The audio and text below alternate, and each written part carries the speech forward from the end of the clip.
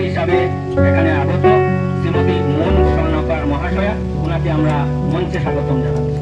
তৎসঙ্গে আমরা আজকের এই অনুষ্ঠান স্থলের মঞ্চে স্বাগতম জানাচ্ছি অনারেবল এমএলএ অনারেবল এমপি মহোদয়ের প্রতিনিধি, ওনাকেও আমরা মঞ্চে স্বাগতম জানাচ্ছি। আজকের শ্রীযুক্ত doctor KTS Romai madam, incharge joint director, उन्हें मंच में हम स्वागतम जानाচ্ছি।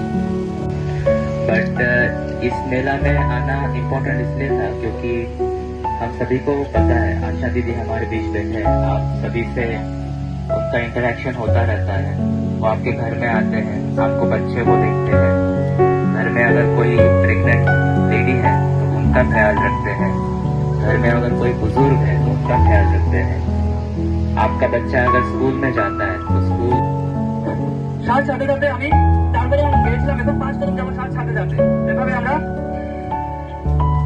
সাত সাথে যাতে এভাবে যদি আমরা মর্নিং ওয়াক করি তাহলে আমাদের হার্টও ভালো থাকবে এবং আমরা অনেক কিছু অসুখ থেকে আমরা মুক্ত পাবো।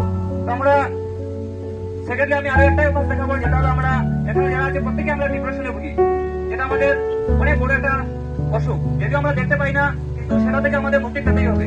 তো ডিপ্রেশন থেকে মুক্তি পাওয়ার জন্য আমাদেরকে আছে এখানে আছে ভ্রামরী প্রাণায়াম এবং ধ্যান। আমরা প্রত্যেকদিন যদি আমরা একটা শান্ত জায়গায় বসে আমরা শান্ত মনে আমরা নিজের ভগবানকে আমরা স্মরণ করি, তাহলে আমরা ডিপ্রেশন থেকে অনেকটাই মুক্তি পেতে পারি।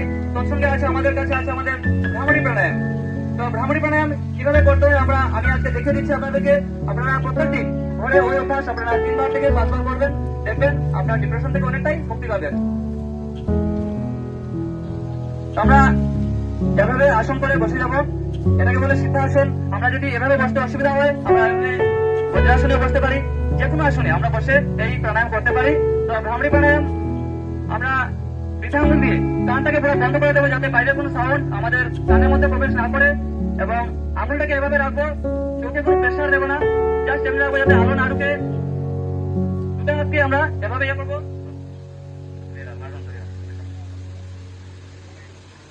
এবং লম্বা শ্বাস নিয়ে আমরা মৌমাছি যেভাবে গুঞ্জন করে আমরা লম্বা শ্বাস নেব এবং মুখ বন্ধ থাকবে, নাক দিয়ে আমরা শ্বাস ছাড়বো এবং মৌমাছির মতো আমরা গুঞ্জন করবো।